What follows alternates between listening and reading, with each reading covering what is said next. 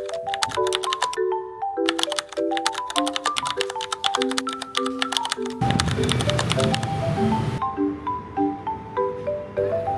reguler aja.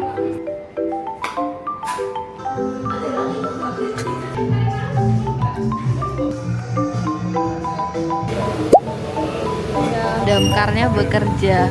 Mana? Ini mencekam nggak? Hai guys, welcome back to my channel. Di vlog kali ini aku lagi mau ngikut suamiku kerja. Sekalian mau cerita tentang kerjaanku saat ini. Aku tuh saat ini suka bingung kalau ditanya, "Wait, lagi kerja di mana?" Jadi singkat padat yang bisa keluar dari mulutku adalah, ya kerja di rumah aja, hehehe.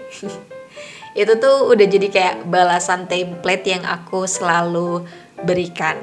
Yang pasti saat ini aku sedang fokus untuk mencari pekerjaan yang sifatnya freelance dan tidak terlalu terikat, tapi tetap bisa membuatku punya target dan alasan untuk selalu belajar hal baru dan mengeksekusi ide-ide yang bisa keluar dari kepalaku.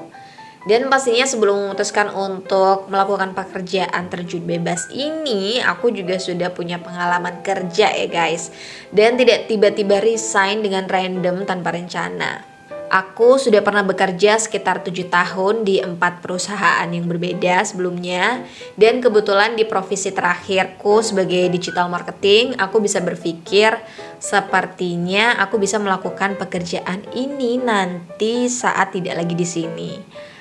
Punya pengalaman kerja 2,5 tahun di perusahaan startup itu sangat-sangat menentukan cara berpikir dan bagaimana aku bisa mendapatkan peluang yang sama sekali aku nggak sangka sebelumnya. Karena dengan terbiasa dengan job desk yang banyak dan banyak keterbatasan budget dan resource, aku jadi lebih bisa mengasah skill bekerja di bawah tekanan. Dan kebetulan bosku tuh waktu itu merupakan leader yang sangat baik ya, karena memberiku waktu untuk bisa berkembang. Dan mungkin saja kalau prioritasku saat ini masih karir, bisa jadi aku masih tetap berada di sana. Sayangnya setiap orang pasti punya prioritasnya masing-masing. Dan untuk aku pribadi setelah menikah, aku merasa prioritasku bukan lagi itu. Punya kesibukan yang segitunya membuatku merasa tidak punya waktu yang cukup untuk suami dan keluarga. Ditambah pernah keguguran 2 kali, jadi rasanya tuh kayak ya kalian pasti tahu lah ya. Sebagai wanita kalian pasti paham aku kan.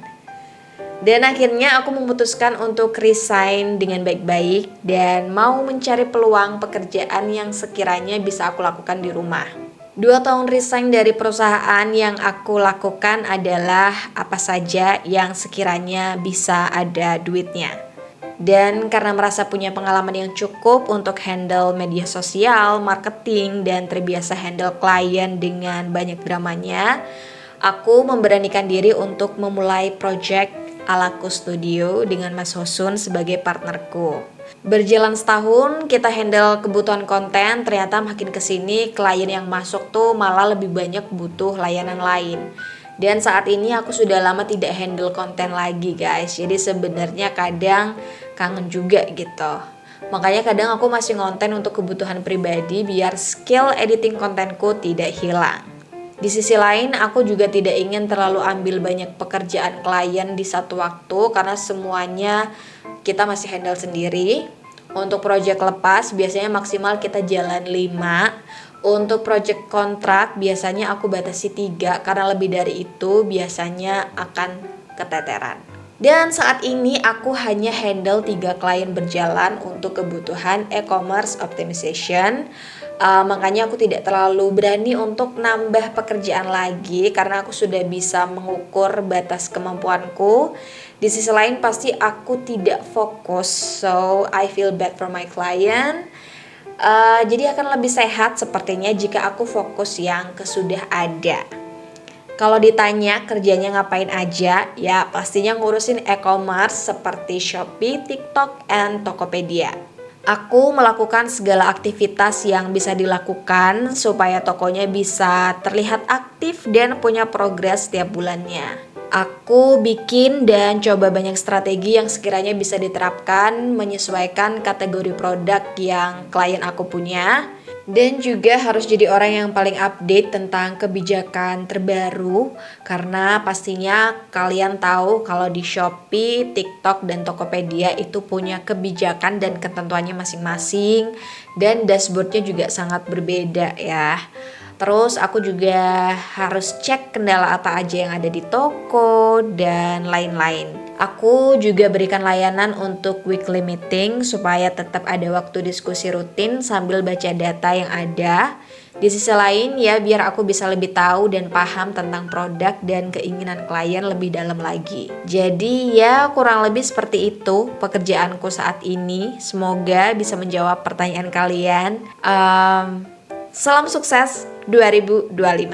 Closingnya jelek banget. Aku bingung banget harus closing seperti apa. Jadi buat teman-teman yang mungkin mau ngobrol tentang lain-lain, boleh komen di bawah biar aku ada inspirasi. Besok aku mau bikin video apa lagi di YouTube channel aku ini. Dan aku akan tutup vlog ini dengan footage video yang aku take, karena ternyata saat kita pulang rumah kita banjir guys. Dan alhamdulillahnya nggak sampai masuk rumah sih. Jadi kalian bisa lihat sendiri ya. Ini di depan rumah, di depan perumahan udah ada mobil pemadam kebakaran yang sampai bantuin nyedot air banjir karena kayaknya daerah resapannya kurang.